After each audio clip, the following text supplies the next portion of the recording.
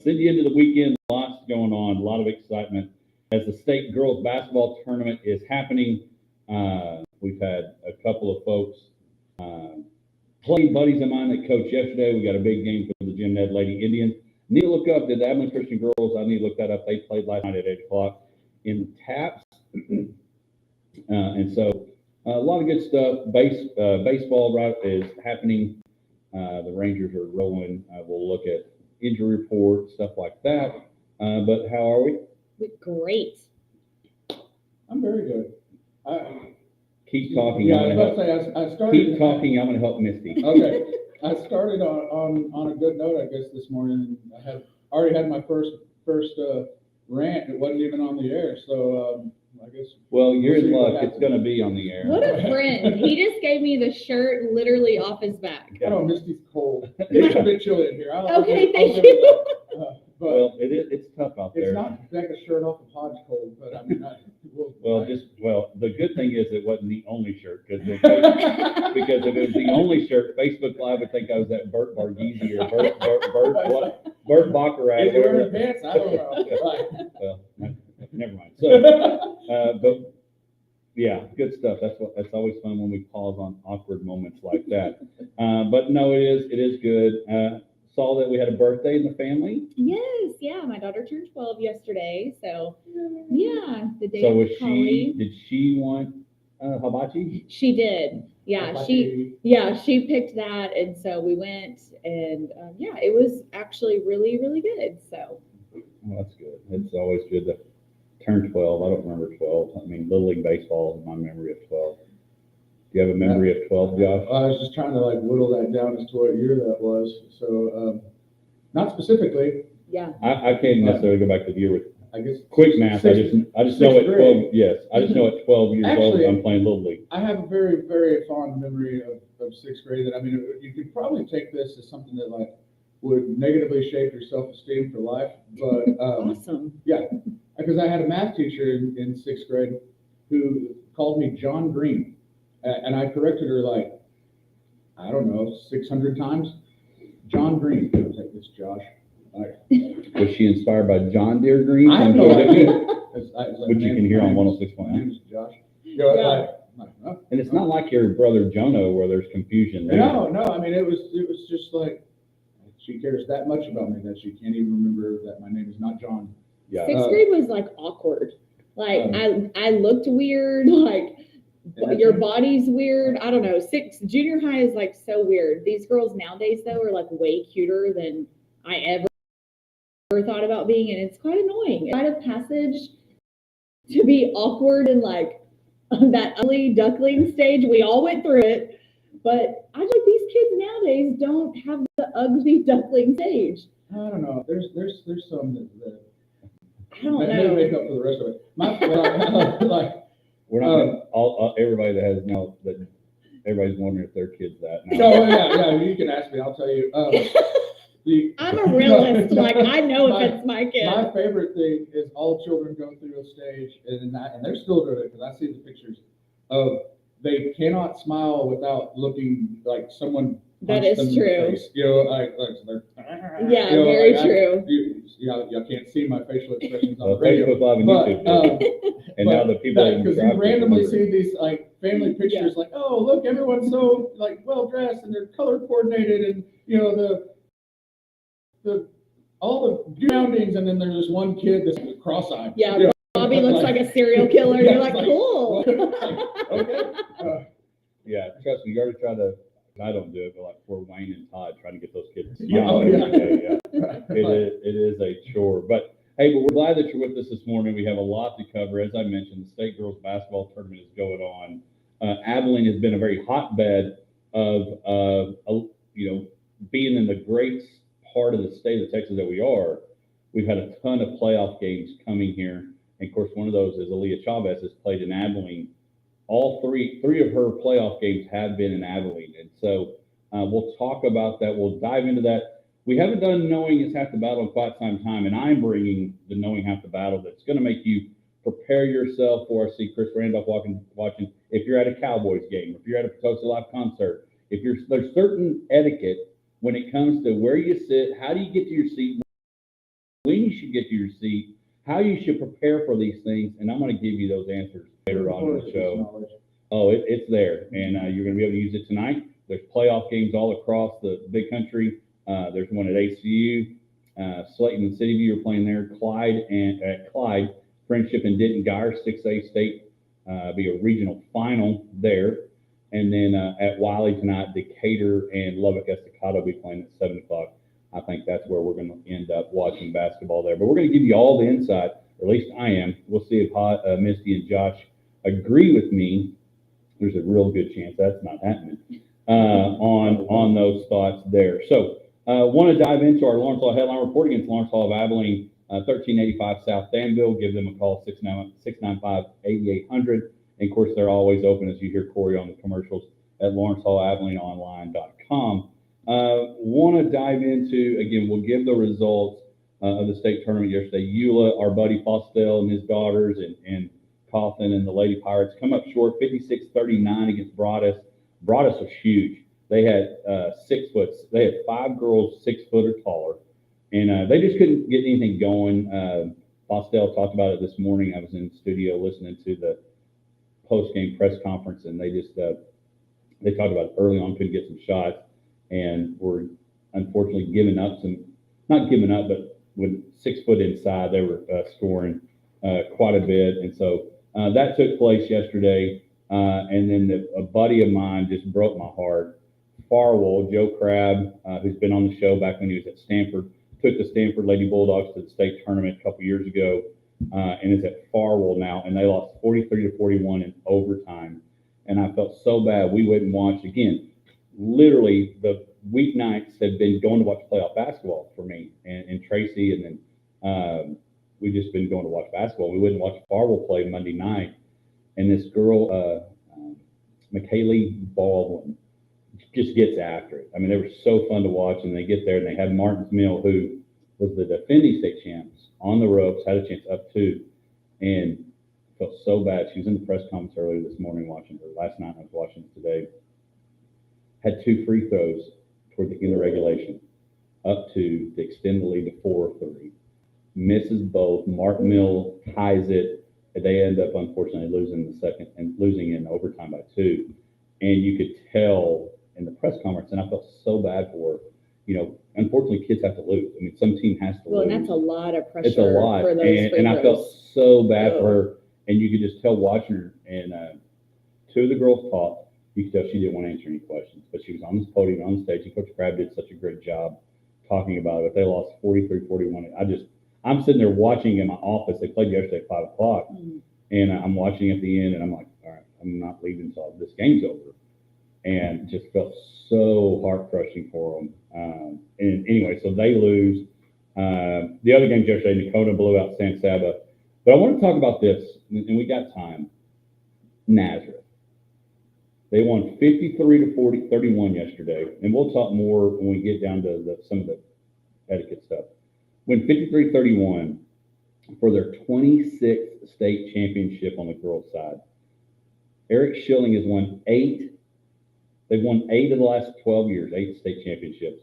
And I cannot imagine, and it's not like it's in the Metroplex where they're just, I mean, Nazareth, if you know where it is, it's a little bitty town outside of Dimmitt, outside of Hart, outside of Lubbock.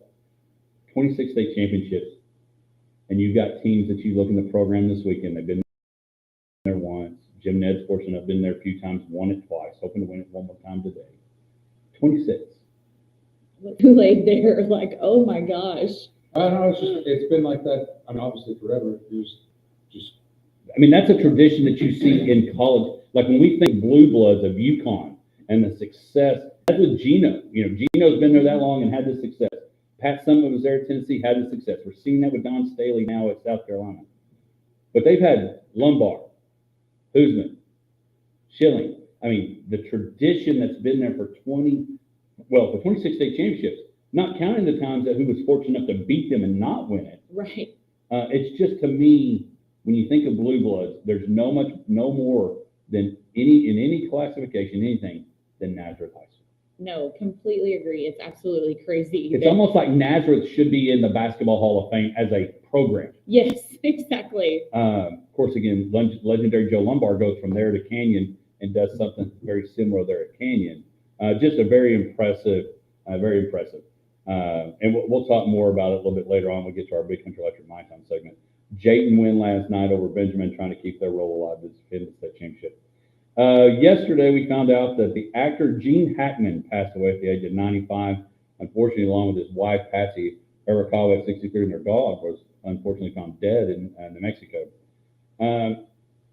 It's impossible for me to think of Gene Hackman and not think of Norman Dale in my favorite movie, Hoosiers. I know when I saw that yesterday, I was like, oh, I thought about you because I know that Hoosiers is your favorite sports movie. And yeah, just a super sad deal, like all around. Would you rather watch Hoosiers on repeat or Replacements? Hoosiers, I guess. I read about that, and they're, just obviously it was one of those things. It's like, man, I didn't realize he was that old. I didn't realize he was 95. And then just the weird circumstances and all of that. So that it was shocking all around. Well, and that's our Black Plumbing social media question. Feel free to let us know what your favorite sports movie is. Actually, I guess that would be the funnier one is, are you a Hoosiers or a Replacements guy? And give us that answer. I do want to mention golf is happening, the PGA Tour. Jake Knapp shot a 59 yesterday. He is the leader. I don't know how to say this word. It used to be the Honda Classic. It's not anymore. Cognizant. Do y'all know what that is? What company that is? I'll need to Google that. Cognizant Classic in the Ball Beaches. But Jake Knapp fired off a 59 yesterday. Pretty amazing. Full swing. Season 3 came out. Something for you to ponder when we come back. Again, our Lawrenceville Headline Report brought to you by Lawrenceville Abilene. What would you want to see followed for a year? I mean, this is the third year PGA's done this. They're following golf. Think about that. What would you want to see followed for a year? We do a little hard knocks, and it's okay. But what would you want to see follow? So think about that when we come back.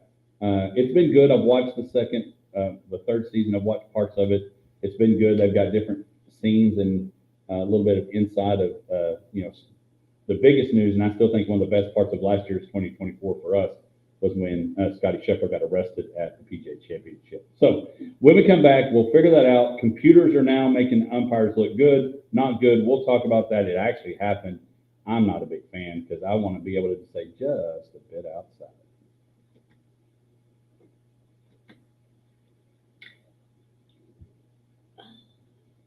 So what would you like to see followed for a year? That's a tough one. I'm like, are we going sports? Well, you follow Anything? You follow John Bon Jovi for all that. John Bon Jovi. Jaboni. I don't know. I mean, Josh Allen. Especially in the shower. Can I follow Joshua Allen? I'm sure they love it. And the Bills.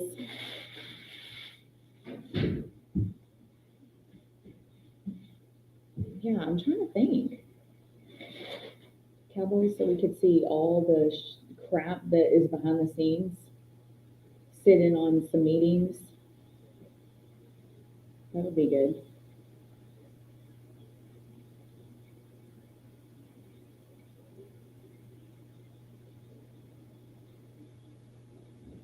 Elon Musk.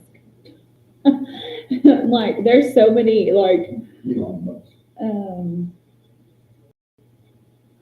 how about the new press secretary? I'll follow her around for a year. Man, she just says whatever. Like, she does not care. I mean, she's like, I'm saying it, and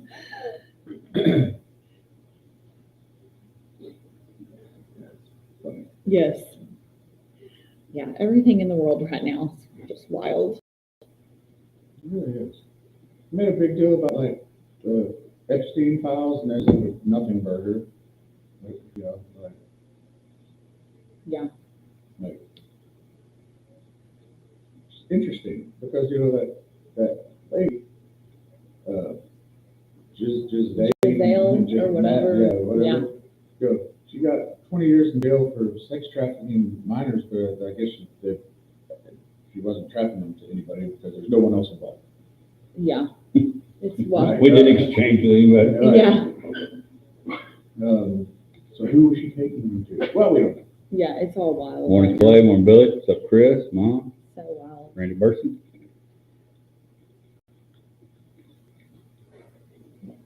Figure on the Ranger stuff. Took the brisket. Huh? Texas Independence Day. Oh, yeah, that's right. You took the brisket. Our plans to do them. What, I've got to go to the Farm and Ranch lunch today, present an award. Oh, that's good. That's what I didn't pay attention. I knew they moved the date, but I didn't pay attention to where. They moved it to Friday. Nobody consulted me on that. Got things scheduled. Can I present this award via satellite? From Buffalo Wild Wings. Well, because I found a place to watch the Jim Ed game. I don't know what. Well, my thought is take a late lunch. Yeah, that's what I was gonna do. Because- Where do Yeah. I go? But we need to check with Blue Barrel because me and Johnson Wesson watched the state high school football championships at the Judge Call Ely. her at Collins, see if they have the Oh, yeah, they might. mulligans. Yeah. That's close to my house. 1 o'clock is, Terrible. well, no, it's perfect for me because I've got that lunch at 11:30. I've got a lunch at 1. Well, you know, You have what? A lunch at 1. oh, You have a lunch at 1? Mhm. Come on, Katie. It wasn't Katie. Katie's off today. But yeah, I have a lunch today with a donor and a nonprofit org. So, org.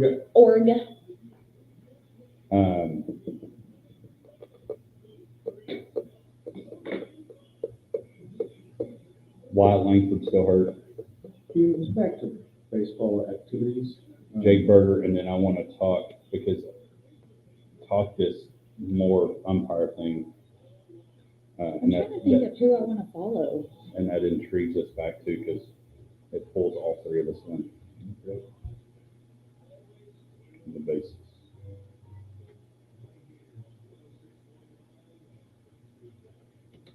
Welcome back to the Hodge Pack. We are clearing the bases. Baseball is up and rolling. Great little heartwarming story.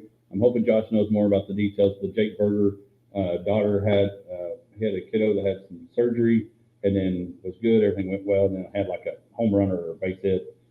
Spring training happening out there in the AZ for the Rangers and tons of folks. Tomorrow's March 1st, which means we are just a day away from being in the season where the regular season of the 162 games will start, and hopefully the Rangers will be on their way to another World Series run and championship. But it is time for our first Bank and Trust Texas Ranger MLB report.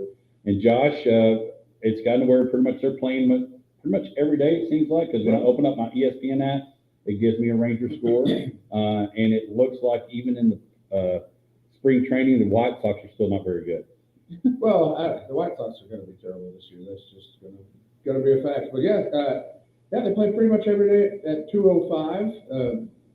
You know, there's not anything been on TV yet. You know, so the Victory Plus has not launched their games, but they do have 8 games that are going to be available on whatever methods, I guess, we try to find them. But you can watch games, I guess. 8 of them in March. So we have some baseball on TV, good thing, but it is, you know, that ramp up time of spring training where, you know, pitchers are 2 innings and then you try to build up, hitters try to get their timing, and you see some funny stuff, you know, as far as people playing that are, you know, don't have a snowball's chance in hell to actually like make the team, but it, you know, it's fun. I love baseball. I like being able to just turn on the you know, the MLB Network morning show and just have highlights of baseball. You know, so it's good. And you did mention Jake Berger. new acquisition for the Rangers. He's coming in to play first base. And I think we've talked about him on their air a little bit before, but he's a guy that's known for having power, and that's kind of his I guess one tool. He's not an all-around player, I guess, as like Nate Lowe is probably a better defender than him and better on-base guy, but Jake Berger does have power, and I'm hoping to see big things from him. But the backstory with him is he has a daughter that was born with Down syndrome, and some complications with that led to her needing to have open heart surgery. So he was away from the team for a couple of days. She had successful surgery on Monday. He came back yesterday, and he hit his first homer of the spring, a two-run shot. And there's a picture that I saw, and you'll see as he's swinging the bat, he still has the band on his wrist From being in the hospital. Well, Yeah, it says here, this is from TexasRangers.com, instead of roaming the backfields in surprise this week, Rangers infield Jay Berger returned to his home in Nashville to spend necessary time with his family. Berger's 4-month-old daughter, Penelope, had successful open heart surgery on the 24th of February at Vanderbilt Children's Hospital there in Nashville. Josh, you mentioned Penelope was born with Down syndrome on October 25th, but a later heart surgery was necessary. And Jake Berger just talked about how it went smoothly, and great staff there at Vanderbilt Children's Hospital. But, it's stories like that. And we've had our, you can make this very much our black plumbing, heating and air, breath of fresh air. When you see stories like this, those are the stories that need to be highlighted.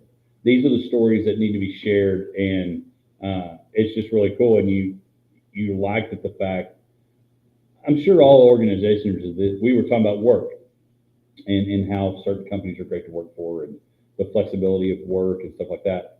You got to feel good because Texas, even though not everybody on this team is from Texas, but you just got to think that the Texas Ranger organization understands what the Berger family's going through, going to be there for them, going to walk them through this. And then now you see this success story of great surgery, things are going well, which is the most important thing, not the spring training home run. But as a mom, as a parent, you got to respect and kind of tug at the old heartstrings of this story. Oh, yeah. I mean, I think we all want to work for an organization that knows that family is first, and not all companies are like that. And so, yeah, I think but the Rangers have a good reputation for being a family organization, it seems like. And so, I mean, I would expect nothing less from their organization. Yeah, I mean, it is one of those things you watch sports often as a getaway of a relaxation to take your mind off of your troubles, and then you realize that those people that are playing have the same type of issues. Like and things, problems. We're all human. Yeah. Their valleys come, even though they get paid millions of dollars, it doesn't exempt them from trials. It doesn't exempt them from the valleys of life that people can go through. And unfortunately for them, they don't get to just go through it with their friends and family. They end up having to go with it. In some situations, you get to go through the whole world because like Ashlyn Berger tweets here, this was tweeted back on the day of the surgery, Penelope's surgery was successful. We do not have words that express our gratitude for our surgeon, Dr. Carlos Mary, and her medical team here at Vanderbilt. We also want to thank you all for your prayers. They were answered and they were heard. Now you have a huge prayer chain that gets out because you use social media, because you have X amount of followers. And so they do go through normal things like you and I could, but just unfortunately they get to be examined on a larger scale. Right, and and like you mentioned, that's good and bad, and I mean, some people would probably, there are probably people that are major league players that go through things that keep it secret, like, and I know that you have people that miss some games and they're not really, there's no real explanation to it, so you can't always pry into it, but it is one of those, just tugs at your heartstrings type of things, and it's cool,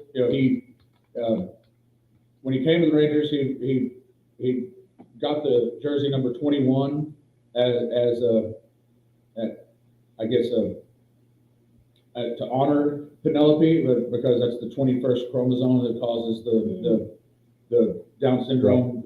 So just he's kind of moved into that and creating awareness and all the things that you can use and he's not a superstar, but he can use the podium that he has to try to help other people that are in similar situations. So it's just a good thing. And according to just the projection forecast things, he's predicted to be the Rangers' #1 home run hitter this year. So that him and Corey Seager kind of projected at 31 and 30.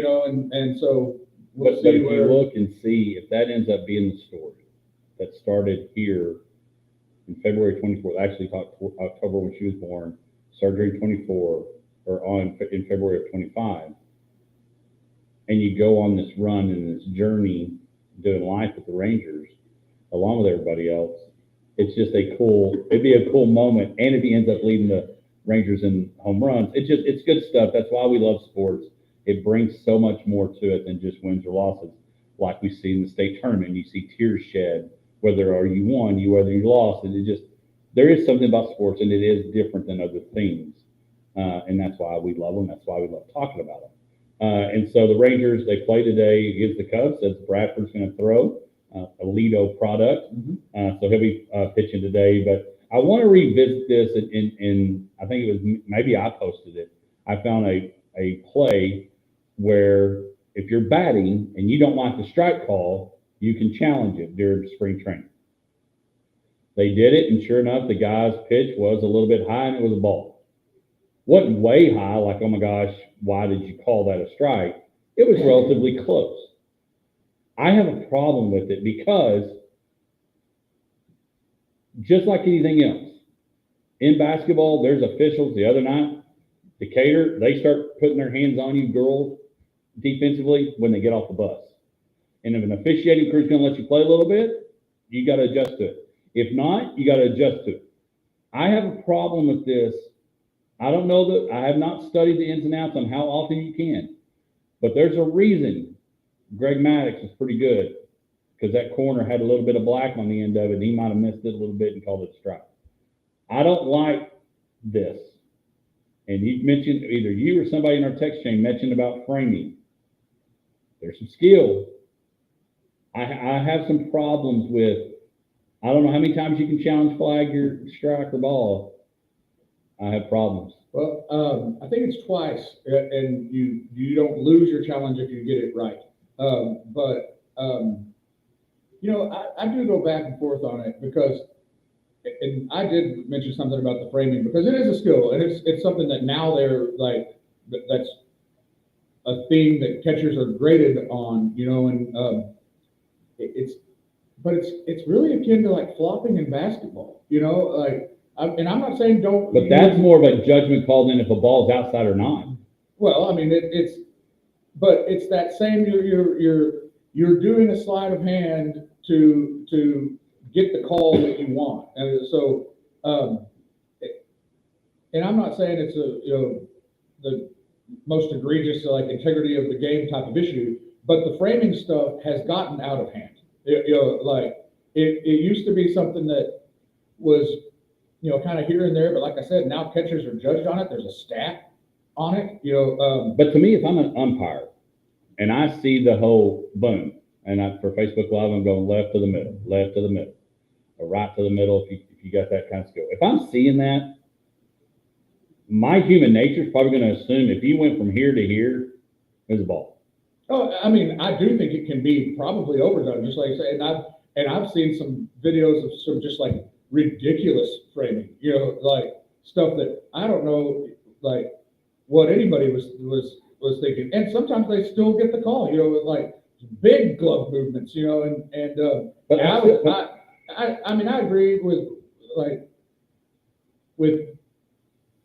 but it's like it's so fast. It's just like the ball coming, and where you see the catcher's glove has something to do with you judging it. It's just like the same thing, because you see this all the time. a pitch that is clearly a strike, but the catcher was not set up for where the pitch was. The catcher set up inside, the ball goes high and outside, and so the catcher lunges over to catch the ball, and they call it a ball, but it was a strike. But it was because the way the catcher caught it, it's like. Well, and your daughter, so I've got to ask this. Y'all haven't mentioned it as much, and it may be because she's getting older, cheerleading tryouts, basketball, volleyball, and all that. Are y'all phasing out of softball until high school? Yeah, she is done with softball. And I don't know if she'll ever pick it up, honestly, but yeah, it's not something we're focusing on at this time. So, but I say that in that, to me, the judgment call still has a place in sports. Oh, I agree. Like I'm with you. I like the human element of it's just part of the game. I mean, in every sport, there's good calls, there's bad calls. It's just part of it. Because to me, it would be the equivalent of, and again, as a basketball official, like last night, there was a call against Eula that wasn't called that I felt like should have been. Coach Fostel asked, it gets onto the official that called it, and the official from the other side comes over and gives him a warning. What was the call? No call. Oh, no call. Should have been a call. I thought a girl got hammered. But in that, it would be like, okay, you get 2 or 3 calls to judge in basketball. So you go now to a screen and look and watch a replay. Yeah, maybe she did foul. Or no, it was all ball. And then you wave it off. I just think it could delay the game. It could cause some issues. I'm not a big fan. We'll see. We know. All right, real quick, baseball guy. It's not coming into the big leagues, right? No, they're just testing it. They're testing it in spring training. They've used it. They've used complete automated, like all of the calls in some of the minor leagues in different leagues. I think we're gonna. It's gonna be this. I think it's going to happen. Like it or not, there's obviously going on every pitch, and I completely agree that has been part of sports. That call that might have gone against you, might have gone for you, that wasn't correct. But the notion that you can have all of the outcomes hanging in the balance of a truly bad call, I think is one that most people would want to get around. I guess I could agree with that, but again, the thing about it, and I know we got to go to break, we're up against a hard break, is that the timing of that call is going to matter. Because if it's in the third quarter, you really don't think much about it. Oh yeah. But if it's at the end of the fourth, or if it's at the bottom of the ninth, or if it's the safe call that should have been an out call that cost the guy a perfect game, right, then it becomes an issue. Right. So we're 2 runners on with 2 outs, and you get a ball called a strike and the inning's over. But see that in all sports it can happen, but that can happen in the 3rd inning in baseball, and that'd be right. What cost the game. Right. Again, lots of stuff, but one judgment calls. We got to go to break. When we come back, we're going to talk a little bit Big Country Electric My Town, talk some state tournament, talk some Leah Chavez, and I'm going to educate you on how to know how to sit down.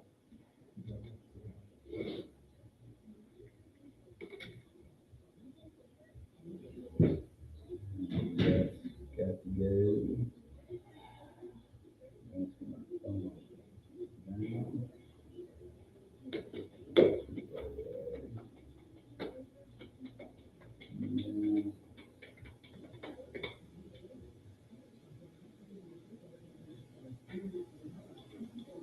I really need to pee too. Morning, Doug. We should really put a second one in there. Could you think you could be next to, in the stall, next to a girl next to you? Probably not. Stage right.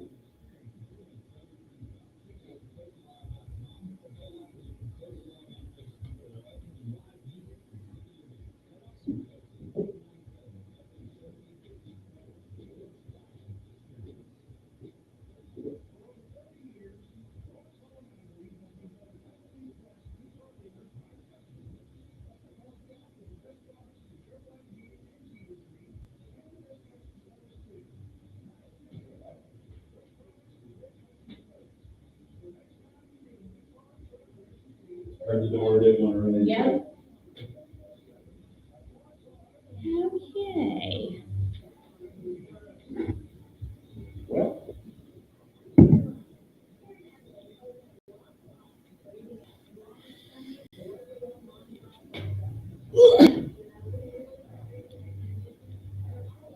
so did y'all leave Tuesday?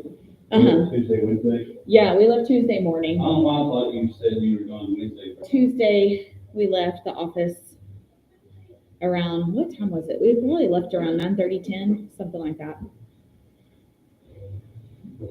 I bet Kyle would be able to, because I do want to watch you do nothing. You want me to text him? I mean, that's where he went to school. Did you know that? He was a gym ed Indian? Mm-hmm. Did not know that.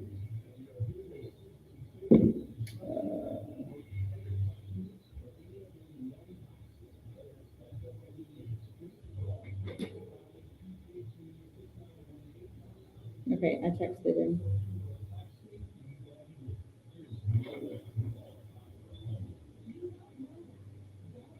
Okay, let's see.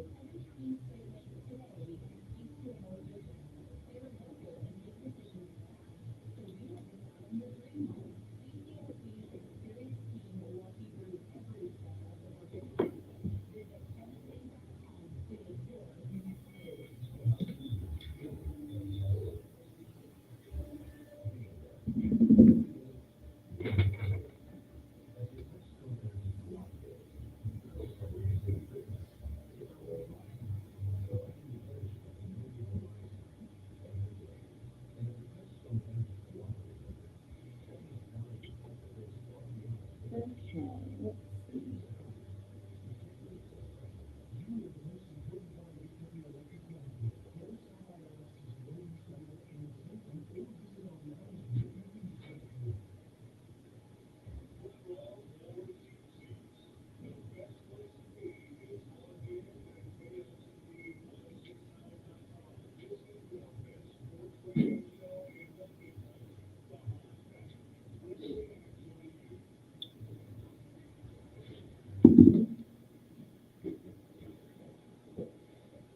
Welcome back to the Hodge Pack. It is time for our Big Country Electric My Town segment, brought to you by Big Country Electric Cooperative, taking care of their members each and every day. 3 offices, Roby, Snyder, and Stanford. This is normally we bring somebody in and highlight local player coach program. Today we're just going to highlight the state tournament, the playoffs of Texas high school basketball, boys and girls. Lots going on. The state tournament is happening. We mentioned it as part of our headline report, Lawrence Hall headline report in the first top of the show. Eula losing yesterday to Broadus, 56-39. Farwell losing yesterday, 43-41 in overtime, heartbreaking loss. Nakona winning 54-37, bouncing back, winning there. They were there last year, winning this year, beating San Saba 54-37. And Nazareth winning 53-31 over Saltillo. Their 26th state championship, the blue blood of girls basketball. I mentioned they ought to be in the Hall of Fame of the program themselves. Just a great, and honestly, somebody ought to do a movie over Naz. In fact, Naz won in 2015, and so they had the girls. They do 10-year recognition of anniversary teams, and they had won it yesterday, and then got recognized yesterday for the 2015 state championship. And so, good stuff. Jim Ned plays today at 1 o'clock against Fairfield. One of those tough things. They beat Fairfield earlier in the year, 43-30. Now you got to find a way to beat them one more time and bring home the 3rd state championship for the Jim Ned Lady Indians. They won it 94 and 08. They had a really cool video. I'm sure you saw that, Josh, from former coaches and players from that. Previous state championship teams encouraging Coach Cooley and the Lady Indians today. Of course, there's no school. For those that are curious, I hope you did not put your kid out on a bus, wait for them to be picked up today, or drop them off at the school. There is no school at Jim Ned today, which makes 100% sense. Should not be, and I'll maybe talk about that more. I want to talk about the whole situation again. Jayton win last night. They're continuing on.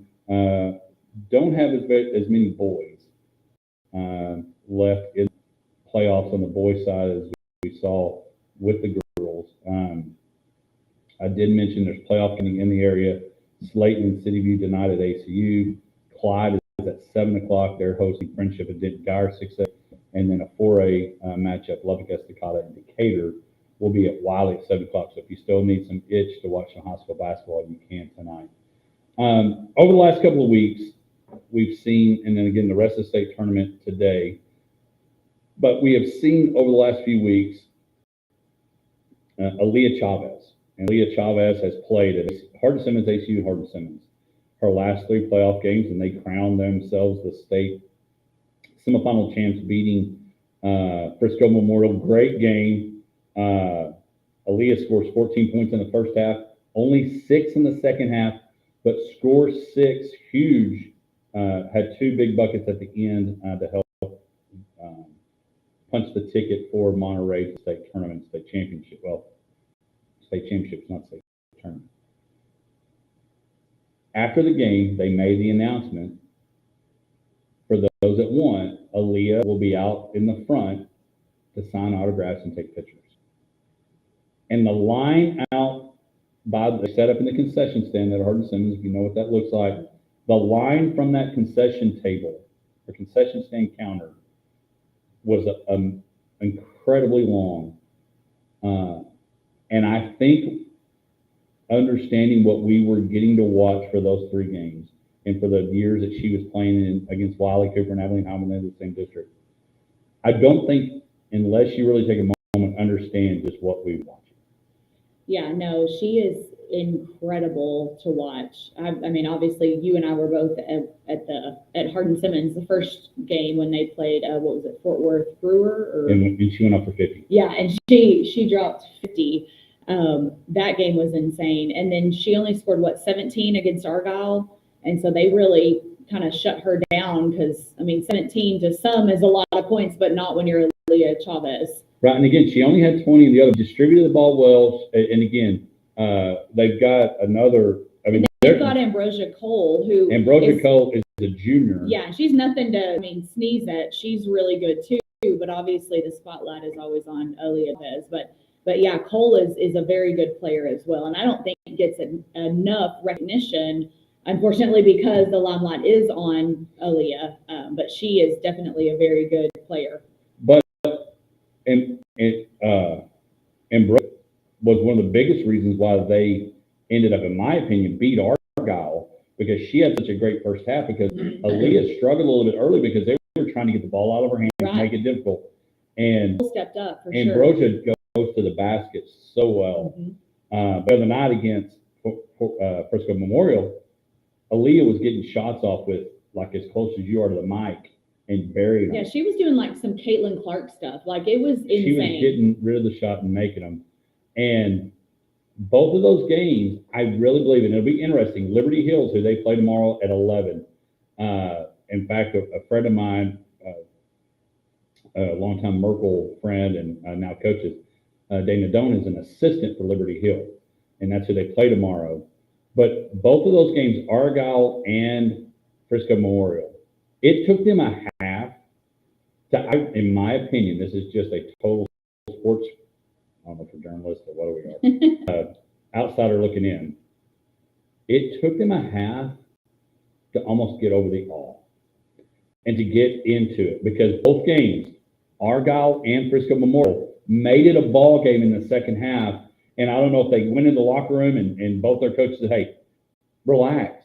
She's just a player. They're just a player, whatever it is, because she was tested. The Monterey Plainsmen were tested against both teams in their last 2 playoff games. And it's just been amazing to watch them do what they've done. Did you see that she's announcing on March 25th? Yes, Pete Christie made the announcement, said he's talked to the child family, and March 25th will be when Aaliyah makes her decision between Texas Tech, Oklahoma, and South Carolina.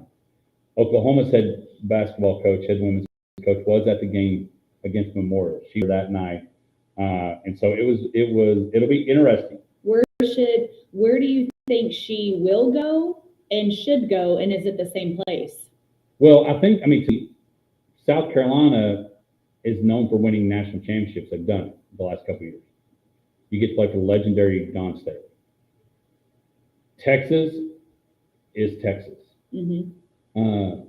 If I were to rank them, and no offense to Oklahoma, I would put them as a dark horse, like long shot. Right, yeah. I would be shocked if she went there. To me, the one that makes sense and an opportunity, now, you don't get to leave home, but if she stays at Tech, and Coach Gerlich add to her, and maybe even bring Ambrosia after she's a senior, could Aaliyah have a chance to be Caitlin Clark at Tech, what Caitlin Clark was at Iowa? And I'm going to blame my ignorance on this. I didn't watch a lot of Iowa girls, women's basketball until Caitlin Clark came along. No, same. I didn't even know who they were. Relevance of Iowa Hawkeye basketball didn't come along until Caitlin Clark. Aaliyah is getting a lot of attention now because that's what you can do as a high school player. And I would say a high school player got this, might have been LeBron. So I would pick Tech. Is that big enough though for her? I mean, her family, her dad's all about the lights and all of this. But it can be. You're in the Big 12. Right. It's not a small conference. But comparable to Texas and South Carolina. Do you get added to South Carolina with a bunch of others and your limelight gets dim because it's spread out over 4 or 5 players? Right. And that's to be decided. But I don't know. It'll be interesting. I just don't know if Tech brings the notoriety that her dad wants for her. They're going to have to really come with some Benjamins. But why not be the person that turns the program? No, I totally get it. But it's going to be interesting to see. I just don't know. And I don't know her dad. These are all just rumors and speculation, of course. But it just seems like he is all about, look at me, look at my daughter. And he's very strong. Well, he was very much in the concession stand while the signs. I mean, he's her agent at this point. But here's my thing. The thing that people don't understand and maybe don't think, Tech has a ton of money. Right. No, I'm not saying it would be a bad choice. I just am curious, if you have those 3 schools, Tech is the least limelight of all 3, in my opinion. I'm taking Oklahoma out. They're not even to me, that's a joke. Well, no, but it's not a joke. But compared to the others, but it's not a joke because she's making them one of the 4. Well, no, I know. I'm just saying, in my opinion, I would not even have them on the table. But she's verbally saying that Oklahoma's in it. It shocks me that they're in it. Same, yeah. It shocks me that LSU is not. It shocks me that UConn is not. It doesn't shock me the other 3 are. Because, and if Gerlich can do what Chris Beard did with Colbert, kept him at Lubbock. And it's a different deal now because there's money involved, and that's maybe one of the reasons, the other reason why you're keeping her in Lubbock. But if Gerlich and Tech can keep Aaliyah Chavez, the #1 recruit in the nation, not the state, in the nation at Lubbock, and if you can add enough around her, and you could change, Moy saying she goes to Tech, and I know I think we want that. I would love that. But I think it's going to be interesting. She has the opportunity, and I'll be honest with you, as soon as, no offense, if they win it all tomorrow, I'd love to try to get her on the Pesco Pro phone line. Not asking her. I mean, I'm not going to intrude that part. But I think she has a chance to turn Tech around the way Caitlin did Iowa, the way Dabo did Clemson, the way Chris Beard did Tech. I still believe if Beard would have stayed at Tech, he had a chance to be Leach and Dabo Sweeney of college basketball, but I understood why he went to Texas. If he would have stayed there, I think he could have done that for Texas Tech men's basketball because he'd already done that. I mean, he's a bad defensive play of giving up the count 3 from being national champions. So if I were to rank them on where I would go, South Carolina to me is the hardest one to say no to because they did just win the national championship. Don Staley's a legend when it comes to coaching. And you can you get to leave the state and you play in the SEC. You could also do that with Texas. But if I'm staying in Texas, I stay in Lubbock.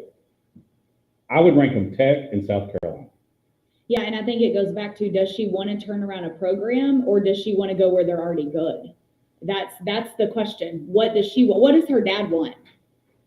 That's the question. Josh, you got 20 seconds. I have nothing to add to this. He's like, I'm over it. I mean, I think that you overhype stuff, and sometimes it's not worth it. And I'm just so maybe she's overhyped.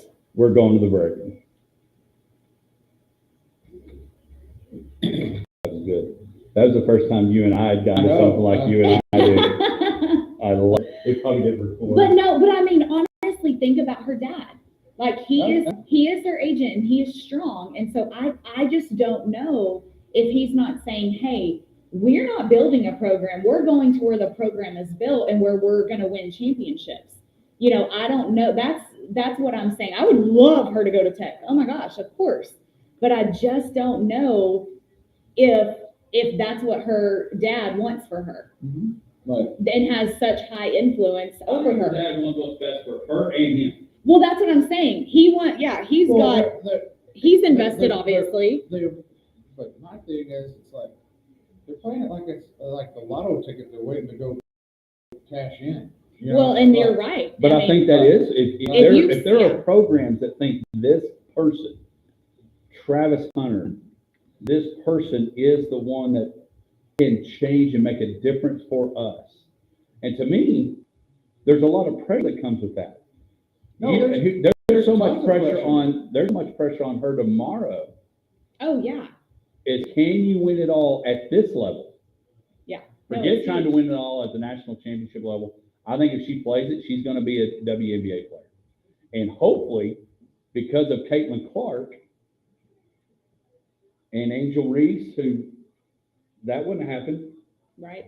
Oh yeah. How much more money will the women be making by the time Aaliyah is eligible to go to the draft or play in the WNBA? Maybe they're not making $84,000 a year. Maybe they're making X. It's going to be interesting because her transition, I mean, we saw, Fort Worth Brewer did not obviously defend her well at all. And then these other two teams pretty much shut her down. And so I'm like, it's just like when Caitlin went to the WNBA. You don't just go in overnight and you're a superstar. Like there is that transition of game, management. And so, I mean, I saw her drop 50 at Hardin Simmons, but she wasn't defended well.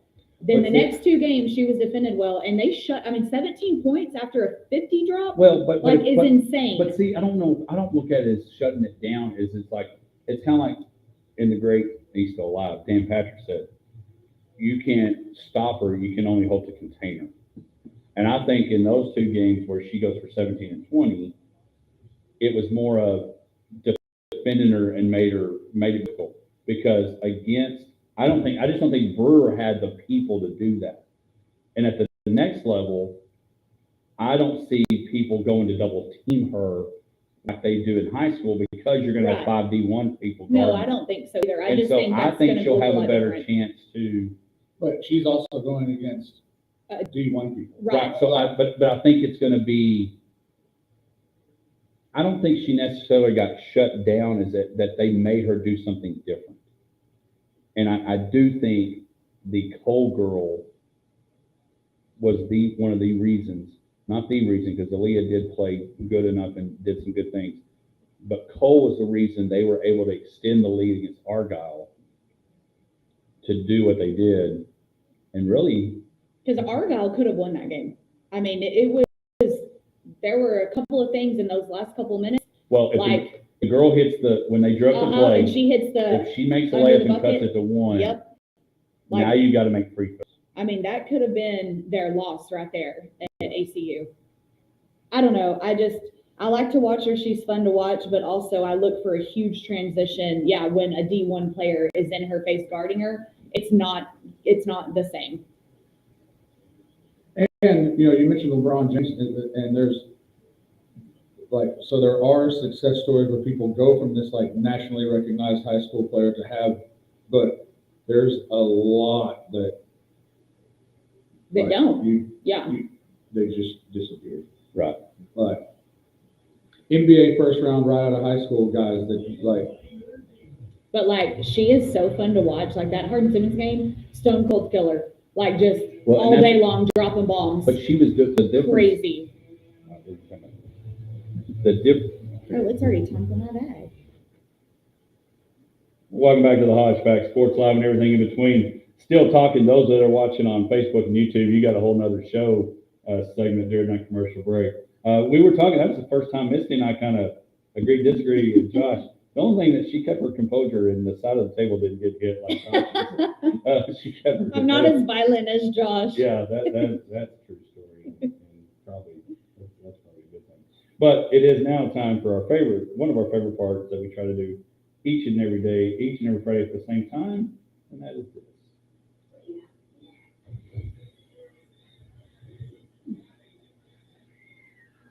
It is time for one of the best segments of the week.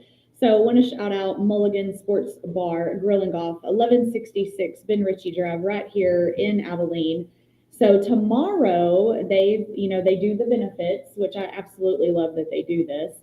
So they've got a rallying for Ramona tomorrow. So they'll have the golf tournament, 4-man scramble, raffle, silent auction, bake sale. Starts at the cornhole tournament starts at 4. So they've got all the things. Registration at 12, starting at 1 for the scramble. And so that's happening to horse. BOGO wings, we still have to do that. We talked about it last week. We didn't. I was coming back from the conference. I did not make the BOGO this week. And if you're a musician, something that has changed recently is that you will have to reach out to Caleb Sutton, who is also a musician. And there is some information on their Facebook page of how you can get on the roster to do a set at Mulligan's. And I'm just waiting for Josh to get in because we had talked about we've got to get you in this year. Okay, well, I planned on it, but I never got around to it. Well, you're in luck. We have a connection to Caleb Sutton. Yeah. If you get to hear Caleb Sutton, if you see him, follow him on Facebook as well. Oh, he's so good. If you see him playing anywhere, he's got his own stuff.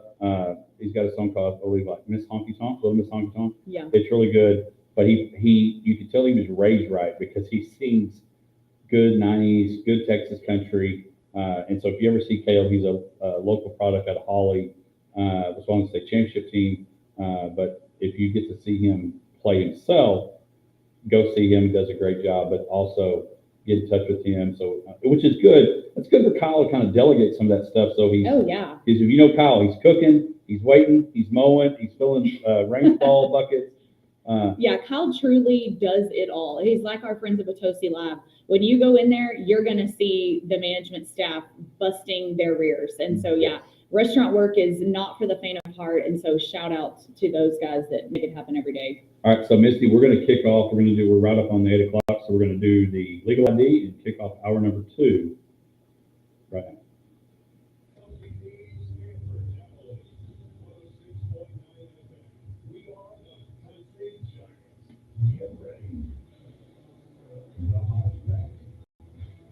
Settle in now. It is time for the Hodge Pack Sports Life and everything in between with Josh, Misty, and Hodge. It's time for hour 2 of the Hodge Pack. All right. This question I actually saw from one of my friends on Facebook.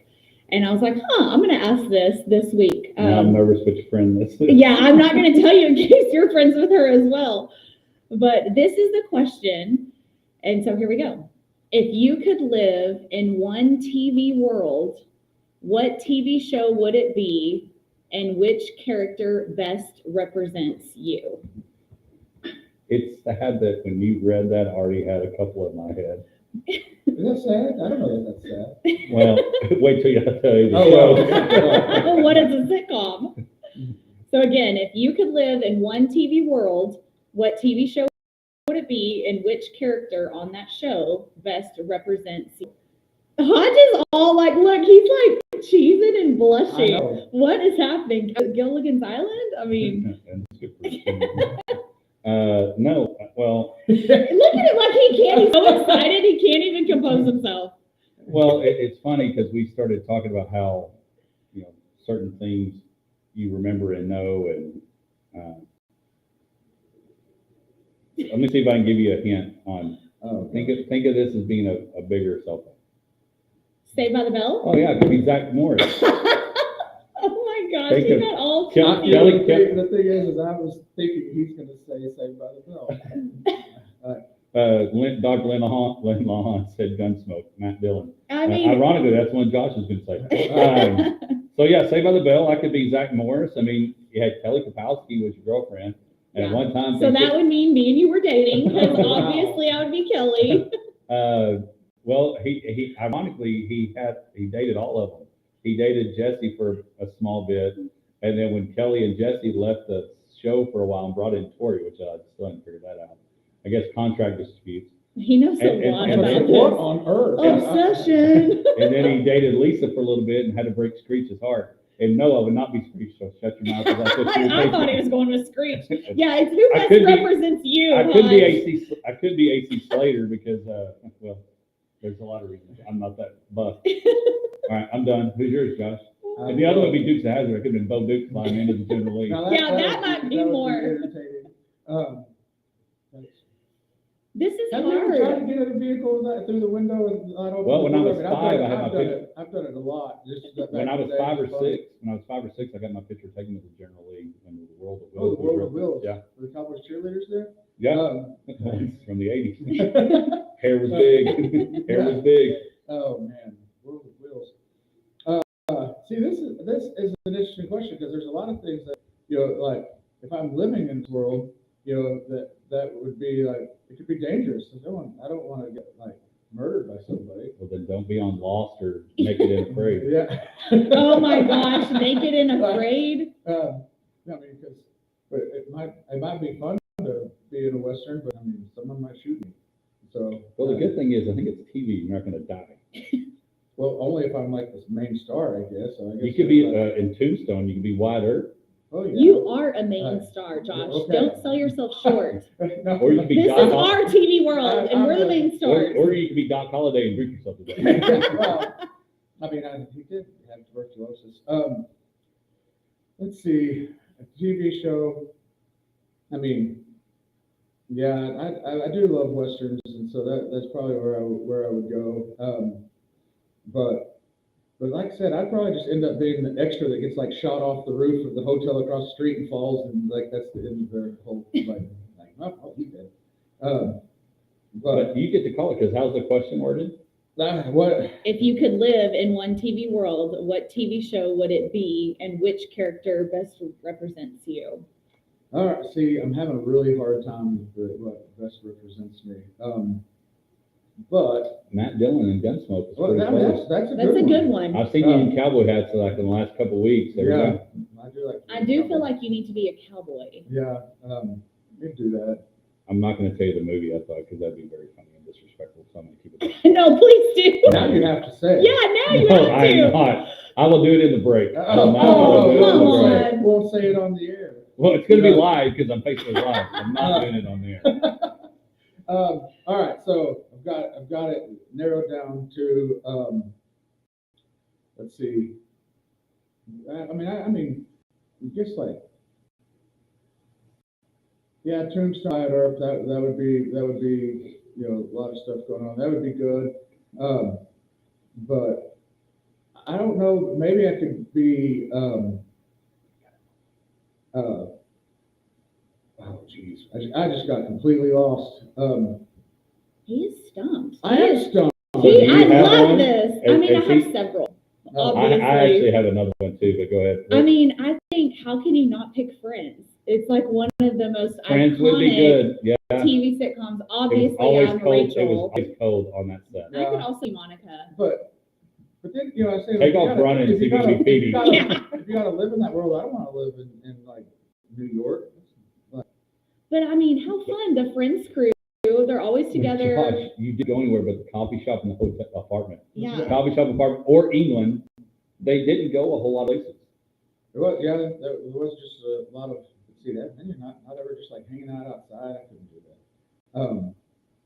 So Friends that's- makes sense for you. I think Friends, yeah. I think I could be Rachel or Monica in that sitcom. Yeah. And I mean, How you do it? yeah, Boy I Meets could- World, like I'd be Ross, Topanga. probably, Did y'all but- ever watch that? I loved Boy Meets World No, I growing didn't up. get that one. And like, what's a name like Topanga? Topanga is But- right.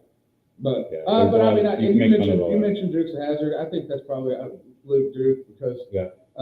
before I lost all my hair, I tend to have some nice curly locks and you just get to drive a car really fast. And jumping, Yeah. like cars and jumping stuff. There's always a bridge that's out that like you jump and land fine. And And you were just a good old boy, yeah, never meaning no harm. yeah, just make my way the only way I know how.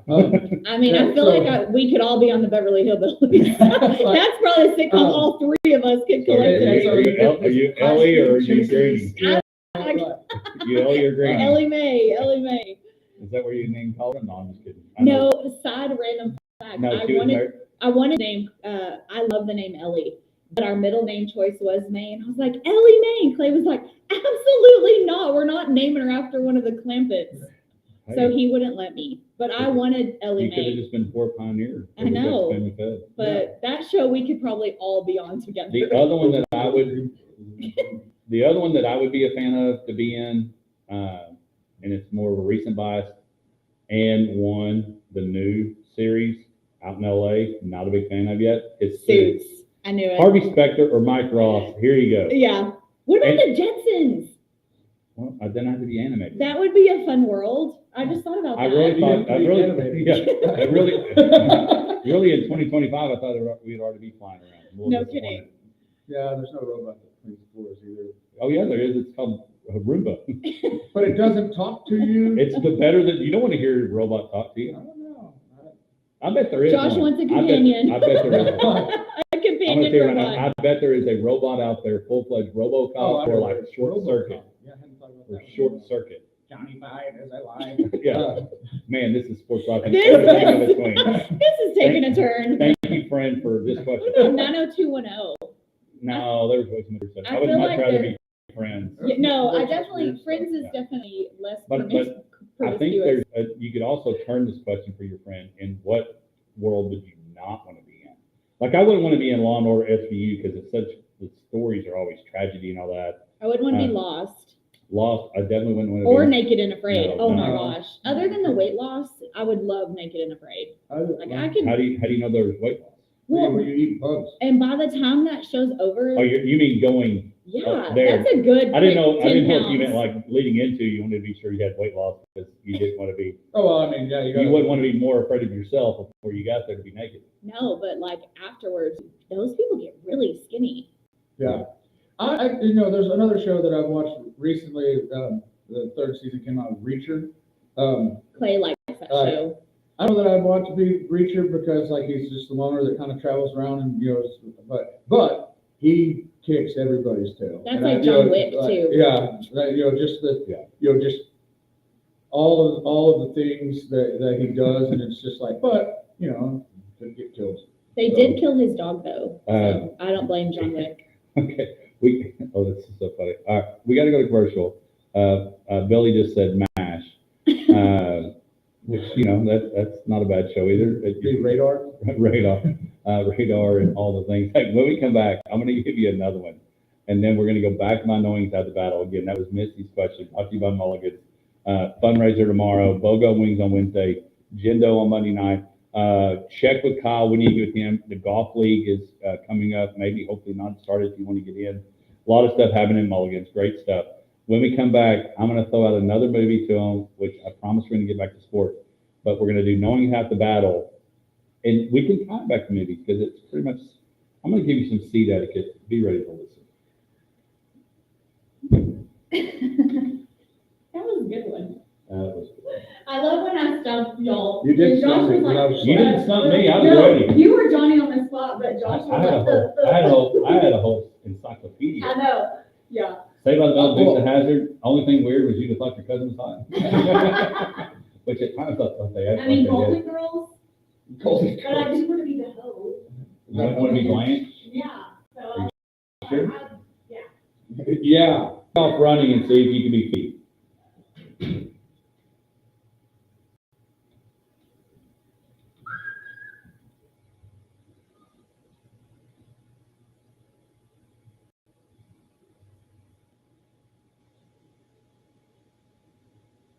Oh, what did I just do? What did I just do? Whoa.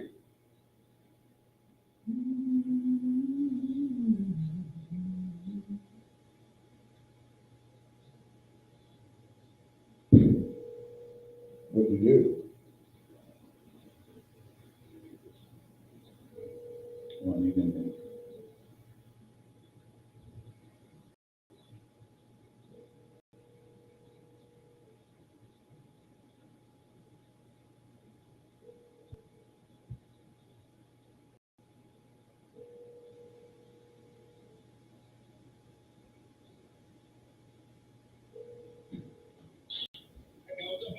Hey, real quick, I went to add a new deal into the rundown from the event builder, and when I put it in, everything went yellow below it. Okay, once yellow, go there, go, this is the very top one, and it's yellow, Uh-huh. go hit, click on that one, and then hit, Control plus, you gotta put a plus sign in there. Control plus. Where you go again, where was the yellow card? Yeah, it went away. There you go, buddy. Thanks, man. You're welcome. Hey, That'd be good, then, I'm what we're about to look at, so let's do it. good. It's coming in good.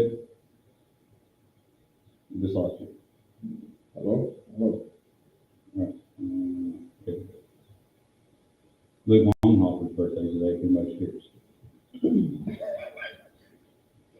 Breaking news.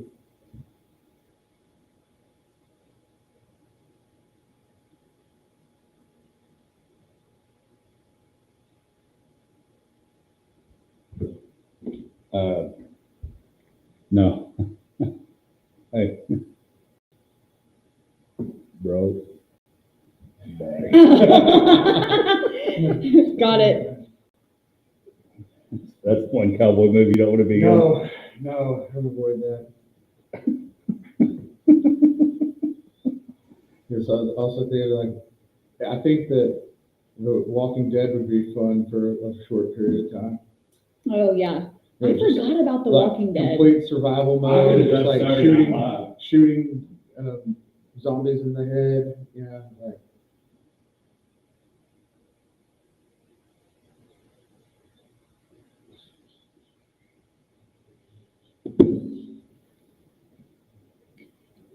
So that's the one that you were thinking of that you don't want on there? That's so funny.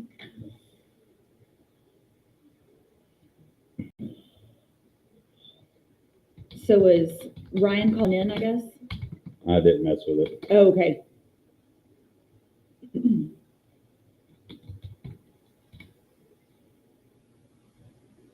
Did that one go? Don't forget whatever you were going to say when you came back. You were like, I'm going to say it when I come back.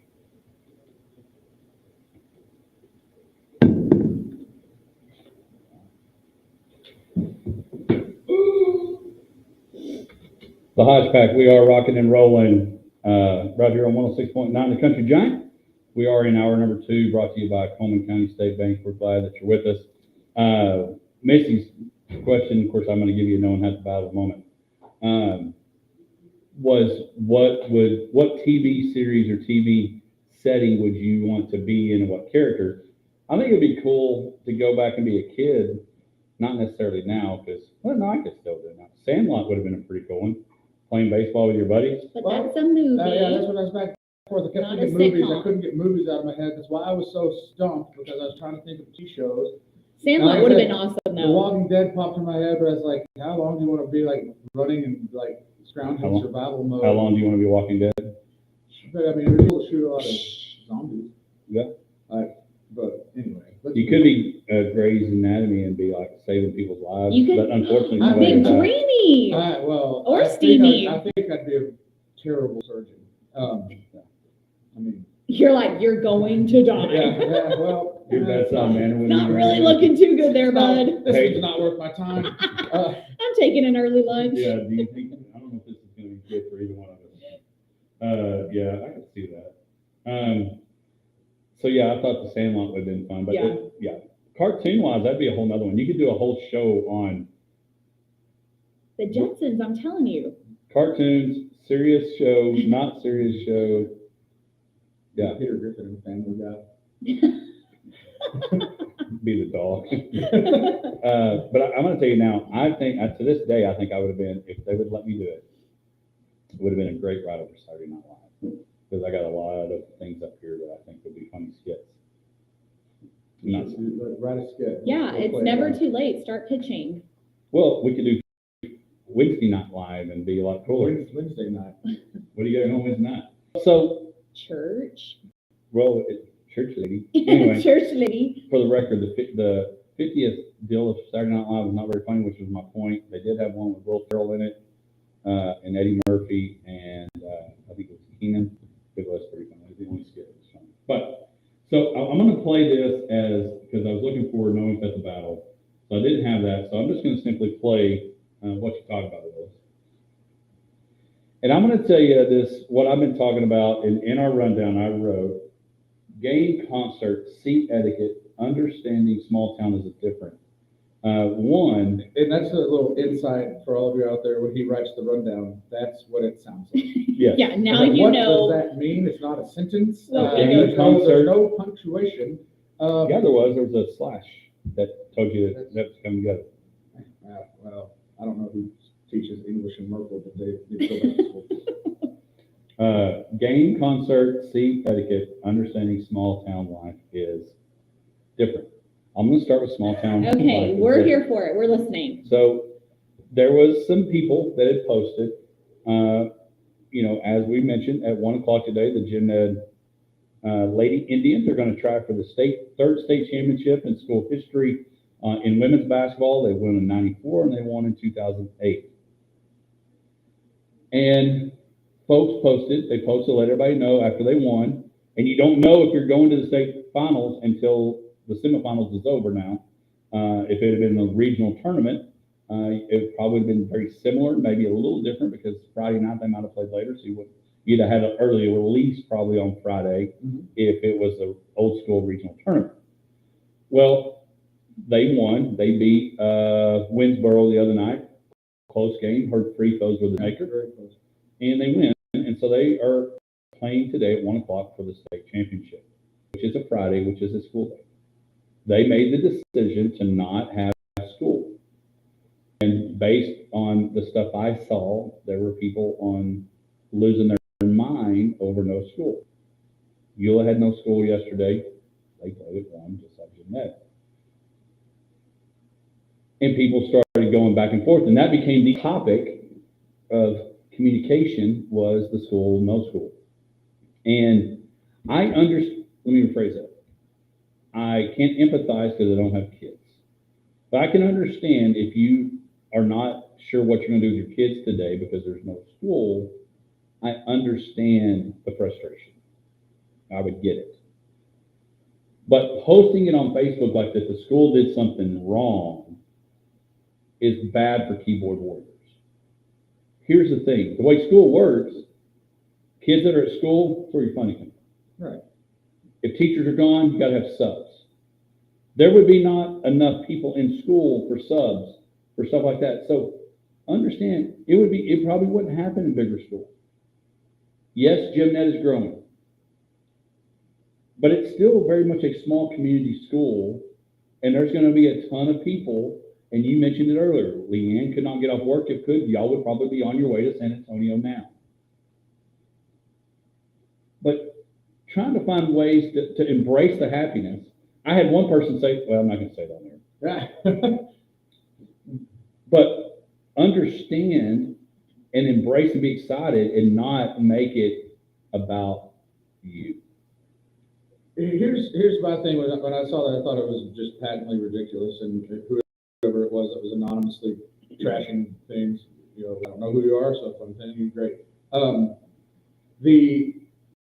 The idea of canceling school, logistically, there was no way not to, because you've got the kids that are out that are the participants, the players, obviously, the cheers, and then the cheerleaders and whatever the entourage that's part of all of that, which takes their coaches, out of class, the cheerleader coaches, the assistant coaches in basketball. So just the logistics of all of that.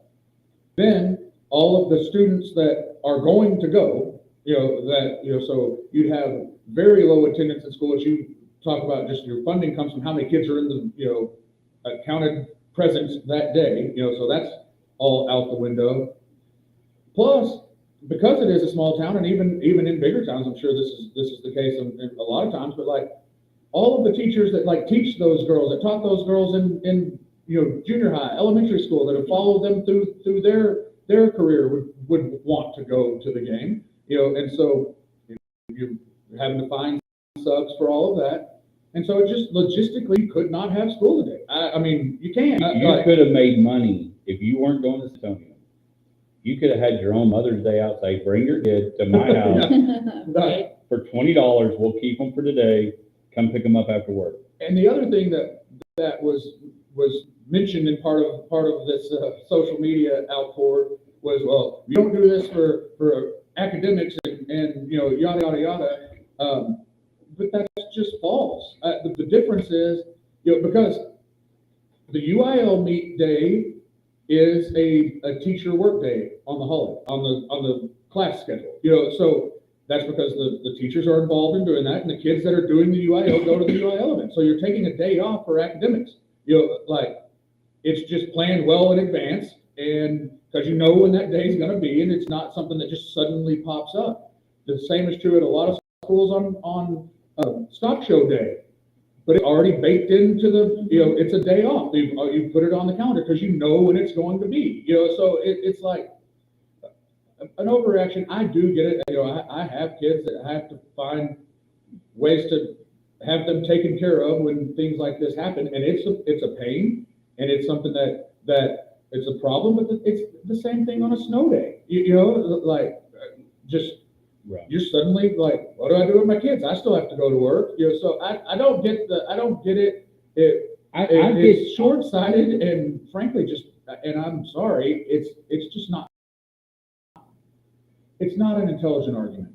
Well, and I understand of what am I going to do? I get that. And I even get being upset about it. But my problem is when you go to post it on social for your release. Go to your friend that agrees with you and complain to them. That's my biggest struggle. It's not so much that you're not, again, if Clay was out of town and it was you and you had to do whatever for that day and it was going to be hard it's called being an adult. You figure it out. Well, but even if it was going to be a real struggle to get to wherever, I sympathize. I can't empathize because I don't have kids. I sympathize. Like, I get it, yeah, but you my, figure it out. My frustration is don't go to social for it, because then it just creates ill. Then, not that the girls would believe this, would think this, because Coach Kelly does a good job on it. But, we probably shouldn't go. We probably should stay here and let Fairfield have the state championship because they wouldn't do that. And so that was my big deal on that. And so I hope you found something to do with your kids. I hope you have a great day and go in that Lady Indians. Now, I want to tell you and give you some seat etiquette, and I want to see if you two agree with me. I'm fully prepared to not agree. I might just not agree, even if I do. Just right. But just don't post it on Facebook. Go talk to your other friend that may not agree. Yeah. We're talking on Facebook. Oh, that's a good point. All right, hit us with shut it. off the feed so you don't cause a. All right, so here's the thing. You were there. Honestly, you were both nights for both two big games. Yes.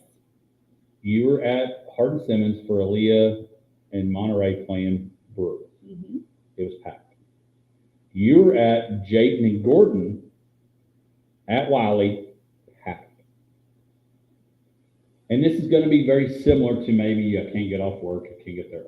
Okay? I'm going to go to assist here in case I need more time. If there's a lot of people there, and there's going to be a lot of people there, you probably need to make sure you get there a little early. I do. Okay, number one. Number two, when it comes to sitting, whether it's a Cowboys game, at a concert, anywhere, Mulligan's, Lytle, Coach Live, big venue, anywhere, or a game, you need to know when you should come to the aisle to sit down. It's not during a frapping play. It's not when the game is in session that you hopefully ask people to get up, stand up for you to get in, for the people not to see. If a dead ball happens, boom, get in there quick, sit. Maybe a timeout, maybe a break in the action. That's when you go. And don't get me wrong, a guy last night, because I told him we were going to talk about this today, and some people may have to pee. You may have to go to the restroom. I get it. Your timing still matters. And so, again, the other night at the ball game, the state semifinal game at Hodge Simmons, where Aaliyah went for 20 and had all that happen. We had people right in the middle quarter, and even in the fourth quarter, trying to come sit down and watch. Timing matters. It's rude. Know when to go in front, know when to sit. I just don't understand that. So, if you go to a game tonight, we're going to go watch Decatur and Estacado. Timing matters. Sit, get there early. If you have people saving seats, that's fine. We do that. I'm not against saving seats. But when you come to sit down, know when to sit down, know when to get up, know when to hold them, know when to fold them. Kind of like what Gambler said. Do you agree or disagree that there is a time when you should go in front and sit, or get up and go? I actually agree with you. I do think that in all sporting events, whatever you're doing, pay attention to what's going on in front of you. And if it is a tight game at the end of the fourth quarter, yeah, maybe you want to get out of the way, or like you said, dead ball. Okay, hurry up and shimmy to your seat. Obviously, bathroom. You got a child that just threw up. Obviously, you got to go. There's some things. There are emergencies. But I do agree. Small children there are. Yeah, I agree. I think that. But I totally know what you're saying, especially in a jam-packed game like the Jayton and Gordon game. It was, people were standing around the court. I don't know that there were any seats left. It was at the Jayton Gordon game. Oh, where y'all got, we're fortunate. Yes. But you got there early. But we did get there early, yes. And we could have sat other places. And once we were under there, I was like, oh, I don't really like this seat. But we were kind of in the student section at Wiley under the goal, but it was fine. It was a great game. Put because you knew if I did get up, yeah, we were we're not. My butt section's gone. And we're very considerate spectators, and so, but I totally agree with this. I'm curious what you're going to say about concerts, so we'll put a pin in that. Yeah. And actually, I would have loved to disagree with you, but I don't. It hurts. Yeah. But here's the thing, though. I completely understand and agree with you on the principle of if the game is going on, you shouldn't be trying to I think I need some popcorn. Yeah, that's you wait until there's timeout. But even, and I'll be honest with you, even if the ball goes out of bounds and your section where you can go boom and get out quick before the ball's inbounded, I'm fine. Because you can do that. I'm not saying it's got to be completely halftime, because I get it. Halftime, and that's another thing, concession stands, that's a whole nother deal. Halftime, you don't want to miss the game. So you got to strategically, okay, dead ball, if I go now, I can sit here, eat during halftime, and not miss much of the game. Because if you go watch a Monterey game or a game where it's packed like Jayton and Gordon, you may be at the concession stand and miss the first 2 minutes of the third quarter. So you do have to go to your timing on that. I do. So that's my whole thing. Understand where to go. If you got a kid that needs to go to the bathroom, you're waiting for time. Right. Kid wants some, all right, we're waiting for the proper time. If it's a not super close game, getting close to halftime, it's not super intense. I'll do the 30 seconds before. Yeah, and I think that's fine. Get up and go, so you beat the line, so you're not standing the whole halftime, waiting in line to go to the restroom. I don't know. As long as it's not a close game, I think that's what matters if you are in the way and obstructing, trying to get back and forth to your seat, then the play that's happening truly matters to the outcome of the game, then you might. And my thing is on concerts. So you mentioned about concerts. Yeah, I want to know where you're going with this. Now, my wife and I agree to an extent. I bought a seat. Didn't buy an area. Certain places where you're going to stand the whole time, it's almost like you need to prepare yourself if you're going to do that. Mm-hmm. Because I prefer, it depends the setting. Like some places you sit and watch it. Some you want to get up and go dance and all those things. But I think it's the same on timing when you get up and go. There's in between sets or in between songs that you can make a quick. And I'll be honest with you, I try to be conscious of where I buy my seat at, of being able to get in and out. I don't buy a seat if I don't get the aisle. Like tomorrow night, we're going to an event if I don't get the aisle. We're going to an event tomorrow night. Tracy's got some kids that are performing that she teaches in a ballet tomorrow night. We're going to watch their spring performance. I went to the Paramount and I'm like, not sitting there. I'm good with that. Mm-hmm. I do determine that. So to me, I think it's very similar on when you get up and when you go, and try to get out of people's way and back as best you can. Back to the games real quick, and when we come back, I do want to talk about some other stuff. But the other thing that you need to understand, all schools listen, and if I'm wrong on this, colleges and high schools, buy the insurance policy, find the right people. Because I'm going to tell you right now, if you would have people walking up and down the aisles, like at Ranger games, Cowboy games, you would absolutely make a killing by not having to get up. Yeah, selling the snacks? Yes. Yeah. If you could get a Coke and your Skittles without moving, it would be fantastic. Oh, So, anyway, what's your thoughts on concerts before we go Well, to break? I thought you were going to go with like sit down, stand up, because that's a huge, some are like, well, if you're in a seat, you need to be seated. You don't need to be standing. But I disagree with that. Like, I think it depends on where you are. And to me, musicians don't want to just have everybody in the audience just sitting there listening. They want you up and like excited. I think it depends on the venue. It depends on where you are. I don't like, there are venues that it's the appropriate thing to sit Of there course. and that is not my gig. Me neither. Like, No, if I'm going to a concert, like I'm up, I'm having fun, I'm singing with my friends, like whatever. I just can't stand when people get mad. Like, oh, can you sit down? No, we're at a concert. Like, what do you mean? I think So that's where I thought you were going. My wife disagree with you. And that, yeah, and I to would an extent, die on that hill. yeah, I Because think musicians do not want to sit there and perform to a crowd that's just sitting there. They just don't. Yeah, pretty interesting. But anyway, so tonight, if you go to a game, if you're at the Alamo Dome and you're listening to this on KLGD1069.com, which you can't anywhere in the world, know when to sit down, know when to fold them, and know when to go. When we come back, we're going to talk about some more sports. We've got our life and everything in between. We'll be back. Here's the thing. I thought you were going to go more with that as far as like the stand. Me too. That's all I was like. Very, very much. I don't like concerts that you're expected to go like sit in your chair and like fold your hands. Yeah, in your it's not lap. an opera. Yeah, If it's an opera, ballet, some sort of Broadway performance, absolutely. I think that's again, But you the got it. venue does matter. And if I'm in a, but I just feel like people get so mad about that. And it's like, we're at a concert.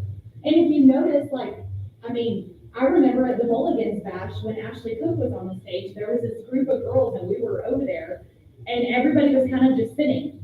And then this group was like, woo! And she was like, thank you for actually caring that I'm on the stage right now. Yeah. Like, they do not like it when you're just sitting there looking like a bum on the lawn. The other thing at a sporting event is when people get, and like say you need to sit down, but if it's an appropriate time to stand up at a sporting event, like it's like crunch time, and I want to stand up, I might stand up. I don't just like shove it in people's face, but like I've always been a stand up kind of cheer, you know. Stand up individual. Stand up kind of guy, yeah.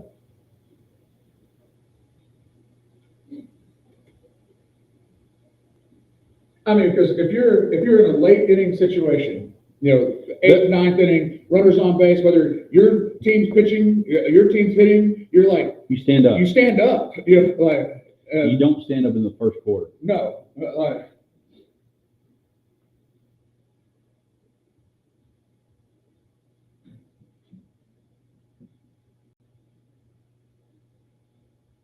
I have peed every segment.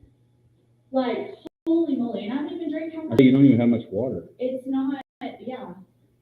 I drink the other day, I need to pee again. The other thing I was thinking about on the concerts, this has actually happened to us. When we went to the Zach Bryan concert, Mhm. we were in the nosebleeds at AT&T, like total nosebleeds. Well, in those nosebleeds, a lot of them are sitting down. Yeah. But then when the people in front of you stand, you have to stand because Yeah. you can't see. Yeah. Well, then it becomes this, then people are mad behind you, but it's like, Yeah, they're like, well, down in front, you're like, I'm not sitting down because I can't. exactly. I'm Uh, like, sorry. And so it is frustrating for, you know, some that don't want to stand. I get it. I don't want to stand for 2 hours straight.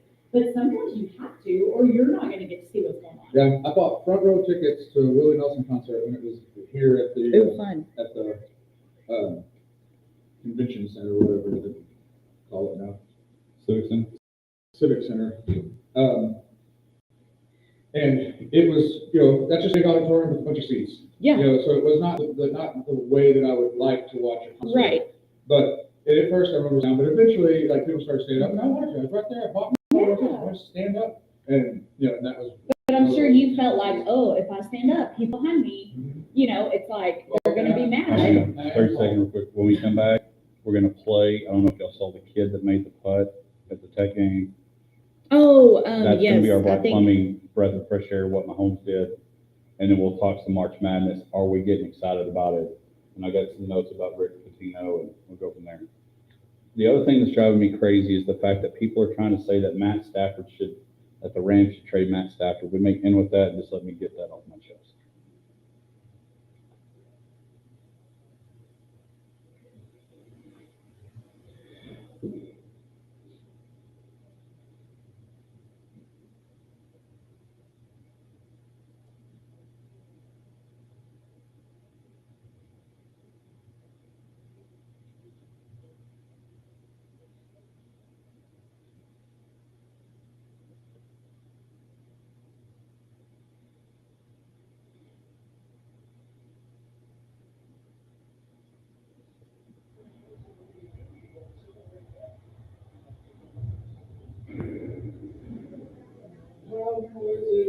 Welcome back to the Hodge Pack Sports Life and everything in between. As Josh gets excited and is flying and doing some circles, like he's about to do some exercises. And do something he's cracking fancy. me up today. Next year, you know. He's excited about these lady Indians. Trainers, you know, on stretch, you know, but I don't know. It is funny that if you watch professional athletes or even D1 athletes or people that really make it a priority to be stretched and flexed and all those things, like the different stretches they do, they're like, we never did that in PE. Maybe we should have. Yeah. We picked cherries, you know, one, two, three, blue. But I have always wanted one, like, just, I've never had the opportunity, but being like, you have the trainer that's there, like, helping you stretch, like, you know, they like, get your legs all the way up. pull it up, you know, and you're just like laying there and stretch back. And they're like on your leg. You're Yeah, like, whoa. like, they're pushing just the Yeah. right spot. I know, can it's assure like, you, my flexibility from a 1 to 10 is about 2. mine's a 2.5. Oh, Yeah, I feel so, like I'm right there with y'all. Oh, I bet you're way more flexible than I am. Well, I mean, I don't know. Yeah, I I'm tried- still I thinking tried about stretch. slip-on Skechers. I Without see some ties. those commercials and I'm like, yeah, you know. Y'all better not. I know. I will quit the show if y'all show up with Skechers that are slip-ons. Hey, don't knock it till we get team. Yeah, team I Skechers. mean, you know. Team get the- Skechers. Get the zipper put in the side of your boots. so you don't Unless they're pull it hot on so pink hard. or, We can get you a pair of hot pants. absolutely not. You say that so you can tie your shoe one. And maybe that's a whole nother issue. But tomorrow is March, which means March Madness is starting to steamroll. And you heard the conversation, the play this past Monday night. Blake Porter, Texas Tech student, unfortunately didn't motivate the Red Raiders to beat Houston at home. But Blake Portal made a 94-foot putt. You see different colleges have different things. You make a half-court shot, you win tuition, you make all this. And so Blake Porter had the opportunity to be there at the game, and I highly recommend you watch the whole clip. He was on the Today Show, I believe, yesterday. And yeah, the 27th. He was on the show. Of course, the United Spirit Arena, you've been to a basketball game there. I mean, it's loud. It's probably Concerts, yeah. it's one of the best venues for sporting events there is, I think, in the country. It gets loud. Unfortunately, the Red Raiders have struggled at home. They lost to Houston. They lost to Iowa State. And they shouldn't have lost to them. And it was a big game because Houston was in town. They played Houston at on the road a couple weeks ago. Toppin and Grant McCasland, the head coach, got tossed from that game. Tech comes back and wins by 1 in overtime. And so Houston's in town, and it's packed, and Frank Fraschilla, those folks, Chris Budden, covering the game. And then on the front row, just down the row from the bench of the Red Raiders, was Patrick Mahomes and Brittany Mahomes in the building for the game. And Blake Porter drains this putt from 94 feet. This is our Black Plumbing Breath of Fresh Air report. Again, give them a call, 325-675-8391, if you have plumbing or air conditioning needs. And on the Today Show, they set up the 94-foot to putt, and all of them, Carson Daly, Savannah, I don't watch a whole lot of Today Show, Al Roker and all them try to putt it. And Blake almost makes it again. Well, at the end of the clip, they bring him on and say, hey, we've got a surprise for you, and if we get to it on here, we'll play it. But Mahomes says, hey, because when he makes it, he takes off running towards Mahomes, and they chest bump. And I'm sure, one, I'm surprised security didn't tackle him, and number two, I'm sure the Chiefs were like, please don't get hurt. So they celebrated all this. Well, I guess it goes viral, and the Today Show picks him up, brings him up to New York, and they're doing this segment. But then Patrick Mahomes comes on, and they say, well, we're glad that you're here. We have a message from someone. And Mahomes comes on and says, hey, Blake, congratulations. It was so good being a part of your big night the other night because they had the chest bump. And he goes, I think you know what you won. And then he said in this interview, he got some Apple Pods and some earbuds and all this kind of stuff. Well, then Mahomes says, hey, we're just going to let you know the Texas Tech Red Raider Athletic program is going to pay for your fall tuition next year. And then I'm and Adidas are making you a Mahomes ambassador, and I'm going to be sending you a ton of gear for your golf game and all this stuff from the Mahomes brand. And so it was a really cool deal. Tech came up on the short end of the basketball game, but Blake Porter by far was a big winner. And he said the other part of the story that was cool was he barely made it to the game. People were camping out all night and days for this ticket. He gets in 5 o'clock, gets in, he says, and I guess gets signed up for this contest, wins. And they said, well, what triggered you? He goes, man, I like the chest bump. And I saw Mahomes and I ran to him. And we chest bumped. And then they said, well, how do you celebrate the rest of the night? And he said, well, we went back to our seats, and then Coach Joey McGuire, the head football coach for Tech, was behind him and took pictures and hung out and said it was a pretty surreal deal. His mom and his girlfriend are with him there at the Today Show. And pretty cool. One putt. He didn't get to practice. One putt, 94 feet, drains it. Yeah, the game that I was at a couple of weeks ago up there, the individual that got selected to do that stunt hit the putt off the scorer's table.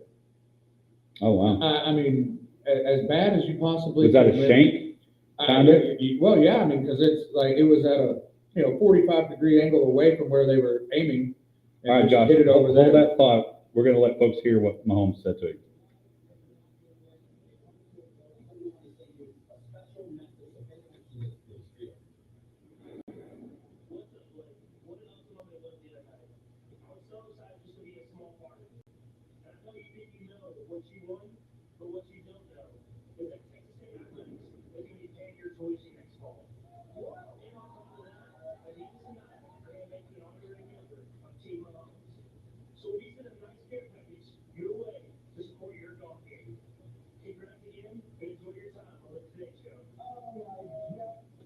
So that's pretty cool. So that's what Mahomes did. And sorry, Josh, but you were saying basically shanked it when you saw it. Oh, yeah, it was not even close. It was like, well, that was melodramatic. But I mean, that's a lot of nerves, you know, like. We got a Red Raider guy watching Morning Mahomes. Yeah. I'm not related. Well, to and Mahomes. that's the thing, I was like, game on TV, and I don't know if I was watching basketball or Patrick Mahomes' reality TV show. He was just on TV the entire night. It was like Taylor Swift Yeah, and the Chiefs. It's like, this is getting a little over the top. Well, but you think about it, and The chest bump was impressive because, like, wouldn't have done that. I would have thought it'd been illegal. I mean, yeah, I think I would have gotten tackled. But yeah, the fact that it was just like a humanized moment, like it wasn't Patrick Mahomes. Yeah. I don't know, super cool. Yeah. It was cool. That was just like my side rant on. And it's not Patrick Mahomes specifically. It's anytime there's like some celebrity in the crowd and we're constantly watching them. You know, it's like. Well, I mean, we see that with, I think you mentioned with Taylor Swift. Yeah. There's backlash all the time. Right. Yeah. Well, and so in that, Tech's still going to be in the top. You know, they're still going to make all those things. But to me, college basketball is, now that some of this stuff is over, we've got the combine going on this week, NFL talks happening. We're getting close to, I think we're going to have an amazing March Madness. I think it shapes up to it because there are a lot of good teams, you know, and we talked about it in football, how the way that things have changed have allowed for a lot more parity, and there is a lot more parity. It's funny seeing the SEC dominate the top 25 because I don't think of them as basketball conference, but I guess now they're just everything. And you know, there's so, like I said, there's so many good teams. They're so close, top to bottom, in a lot of those conferences that March Madness should be very interesting. You know, there's 31 automatic bids for conference championships, and then 37 at-large bids. You know, so we've got to whittle that down. You know, you always have the chance of a team that wouldn't have made it winning a conference championship and then forcing, you know, some fallout, how that rolls down and all of that. So I'm really looking forward to it. The only issue that I currently have is with the current skid that the Baylor Bears have gone on there. They're going to have to turn it around, or they're not going to make it. They're going to have to finish strong and probably do something in the Big 12 tournament, which is crazy because we thought Nazareth as a blue blood, if you will, of high school. Baylor and Coach Drew has kind of made them that, and them not being in it would be shocking. It would be. And this is the first time, I don't know the number, but Kansas is now out of the top 25 for the first time in like so many weeks and days, and that you're starting to see the turn. So you talk about Tech and Toppin and what Tech has done now. What could Leah Chavez do that on the women's side on that same deal? It does look like Auburn is the best team in the country. They beat Ole Miss the other night by 30, which is where Chris Beard is now. I think it'll be fun. I do want to give this stat. Rick Pitino was still coaching. I don't know if y'all know that because he coaches at St. John's, which is a Big East school. They're number 7 in the country right now. He is the first coach in history to win 5 conference championships. Win conference championships with 5 different schools: Boston University, Kentucky, Louisville, Iona, and St. John's. Won national championships at Kentucky and Louisville. Rick Pitino, still a great coach. Shows you no matter how old you are, as long as you coach and get the right kids, you can do some great stuff. We'll have a March Madness bracket, all those things. We'll talk about it. When we come back, I want to give a little bit of thought on my frustration with the NFL, and I understand its importance, but Stafford needs to stay put. Thermostats. Heating systems for your business. Making everything smarter. Your Touchstone Energy Cooperative can help you make smarter work harder. Today, there are more networks to make your world more energy efficient. Show you how. The time changes in like a week and a half. I'm so excited. You can tell, like this morning when I was waiting on Josh, like yes, the sun was starting to peek out a little bit earlier in the mornings.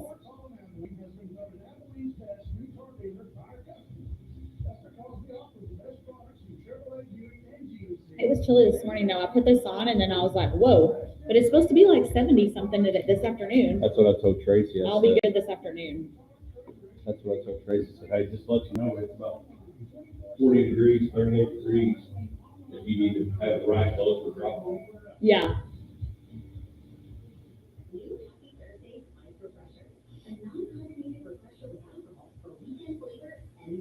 Who do you have winning tonight? Who's favored? Do you know? I don't know that. I want Friendship to be here because Paul Page is a buddy of mine. They are really good and fun to watch. Did y'all stay for that South Lake Carroll? Friendship. Y'all did the whole time? Yeah, it was kind of boring.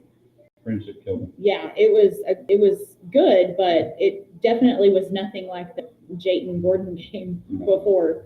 I really thought it was going to be closer than that, but they're a really fun team to watch. Ooh. Yum yum. Hey! He just scored behind you. You missed it. Yeah. Fadeaway Jay. Yep. So we're gonna go watch Decatur and Estacado. Uh-huh. It's at Wiley. I've watched Friendship play. I've not watched Estacado and Decatur play. Yeah, I don't know. I've seen their girls. Which Decatur will be today. I don't know anything about either team. And it's 7:00. And at first it was going to go to At first it was going to be Slayton and City View at 6. Friendship and Denton Guyer at 8 at ACU. And I'm sure somebody realized we don't want to play at 8:00. So they moved theirs to Clyde. And it's just easier to go to Wiley. Yeah. Like I said, we've watched Friendship play. Mm-hmm. But that's the tough part. On the girls' side, there were so many teams good out there and here that they were coming to me in the middle. Yeah. That's not the case on the boys' side. Right. Well, welcome back to the Hodge Pack as we get ready to send you in and kick off your last day of February. March starts tomorrow. Misty and I were talking in the break that time changes, not this Sunday, but the next Sunday, which I love. My favorite time of year. I feel sorry for the park guys at all the golf courses across the country because everybody wants to try to get that last few holes in, and I think I can still see. And so they have to wait till the last one, all that. But I'm ready for it. Texas Independence Day is Sunday, which is, I'm pretty sure, Josh's favorite holiday outside of maybe Christmas. It's close. Yeah. Jesus was born and when a state happened. There you go. Good stuff. So that's Sunday. I wanted to talk briefly about something that's been going on. And I understand the NFL, as Matt Bell mentioned, one of our listeners, that football's never out of season. It's just off the field.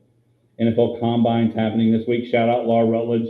Got a contract extension. I was like, if you don't get that contract extension, ESPN, I would have a hard time. Anyway, Laura Rutledge and the crew are there for the Combine. Travis Hunter, question is he going to be a receiver, DB, opportunity to do both. None of the quarterbacks are throwing that are Cam Ward or Shadur. But the topic this week has been Matthew Stafford and whether or not Matthew Stafford and the Rams should look to trade Stafford to somewhere different to let him and maybe get something for him. My opinion, and we don't have much time, but my opinion is, why would you get rid of a guy? You were a snowstorm away from beating the Eagles and being in the NFC Championship game. Trade Cooper Kupp. They've already said they're probably going to trade him for salary reasons. Add something to it and go win it again because your division's about to get not as good because Brock Purdy's going the other way. I just don't know why. They fought New York Giants, Raiders, and Steelers for Stafford, and I do not get it. I totally agree with you. I think that he just needs to stay put. I don't understand it either. Well, and I don't know the ins and outs of their roster and who's coming back, and obviously they had salary issues, but it doesn't seem like after the season they just had that it's time to punt. No, and so they said that we may, and again, listen to Unsportsmanlike this morning. That decision may even be made as early tonight. The other thing is our new words, and I don't remember if I texted. I think I might have texted it. I don't see it in the rundown. All in was last year's Cowboys theme. This year, Stephen Jones said we're going to be selectively aggressive in free agency. I would rather you just be aggressive, not selectively aggressive. Be aggressive. Yeah, that sounds good. Aggressive, sorry. Yeah, there you go. Robert Lee Cheer. There's never enough words that can be said of how the PR part of the Cowboys off seasons the past few years has just been inept. Yeah. And It's been Saturday Night Live skit. Yeah, like, and we're all now in. We're all in. And that, yes, all in with signing Zeke Elliott. Then I don't know. I'd hate to see what you're doing. Nothing was. I mean, like, Right. but So it'll be interesting. Big fellas were on the field yesterday running the 40 and all that, but that's entertaining. curious to see what all in means. Travis Hunter, Cam Ward, Abdullah Carter is the predicted number one. Yeah. He had his physical. Looks like he possibly could have to have surgery, not. So that may depend on some of the picking. I don't pay a whole lot of attention to the combine, but there's a lot of talk because, like somebody said, yes, you're watching the new crop, but also all the owners and upper management and coaches are together, and that's when they start talking about other stuff as well. I think it'd be fun to be I on. don't sit and watch the combine, but you do pick up like little things where someone does something like fairly extraordinary, you know. Well, I don't know the guy, but there's talks of somebody beating Xavier Worthy's 40 times. Right. In that, it's like the 40 time and the how many times somebody throws up 250 is always the big talk. But we'll see. It says the Cowboys are going to try to do and want to be better. You better. You better do something because, you better, Brian Shoddy. Couple things again. This weekend, Jim Ned will play today at 1 o'clock, trying to win a state championship. Congratulations did find out Abilene Christian lost last night by 8 in the TAP state championship. Great run by Coach Lange and the Lady Panthers there. Congratulations to Coach Postel getting to coach your twin daughters along with the kids that grew up with your kids, losing in the state championship yesterday. Jayton, again, beating Benjamin, moving on, are going to play Tex Line. According to Coach Blocker, that will be their toughest match since Gordon in the playoffs, an opportunity to try to win their back-to-back state championship. Nazareth winning their 26th state championship, just unbelievable. And again, shout out to Coach Crabb, former guest of the show. And then, of course, tomorrow at 11, Aaliyah Chavez, will she win and make her stamp final approval as a Monterey Plainsman in history and win a state championship? It would be their first. It would be absolutely amazing if that happens. To just kind of a nice I take that back. Monterey won it in '81, but they've not been back since 1990. Wow. And the pressure that goes into one more game for her because it's very similar to Caitlin Clark. You took them to the finals, but you couldn't get over South Carolina. Can she do it? But of course, the 325 focus will be at 1 o'clock. Will the Jim Ned Lady Indians and Coach Cooley, who's trying to get his first as a head coach state championship for the Lady Indians. Again, we're going to try to find a place to watch that at 1 o'clock. We hope they find a way to get it done and bring a state championship to the 325. Yeah. And I also have to, I'd be remiss if I didn't give a shout out to my daughter Molly, who's also competing for a state championship tomorrow. It's in robotics, which I didn't even know was a thing until she signed up to do that. I went to the regional meet. It's interesting. Yeah, that's amazing. You build a robot good luck to Molly. Well, the good thing is school will be out. Oh yeah, you don't have to cancel school for it. When there was 4 kids on a robotics team, I don't think they would have. I don't even know that they know that they're gone. But yeah, still cool. State championship in Irving. So good luck to her and her team. Are you going? I'm not, because I have obligations with my boys in baseball. So we have conflict. But here's the thing. I did watch her previous. Molly was not upset that I wasn't going because she said, "We're going to lose. We're like the worst people that qualify." And I said, "Well, that's a way to have some confidence going into it." I may have to tell her about that. And the thing with this robotics, that when I went to the previous meet, your time lasts literally like a minute. So you go, you put your robot in the thing, and then it shoots baskets for a minute, and then you sit for God only knows how long, like while other Hours. yes, just like so it's Well, we hope Molly and the Lady Indians bring home a state championship in robotics based opposite of her attitude. And hope they will. Hey, but you won't have to wait too long to go download, subscribe, rate, review. Great music coming up with JB and Greg Austin. Have a great weekend. We'll be back next week, hopefully with state championship and being ready even closer to March Madness. Woo! Thank you. Woo! I'm glad you didn't freeze. Yes, thank you. Appreciate that.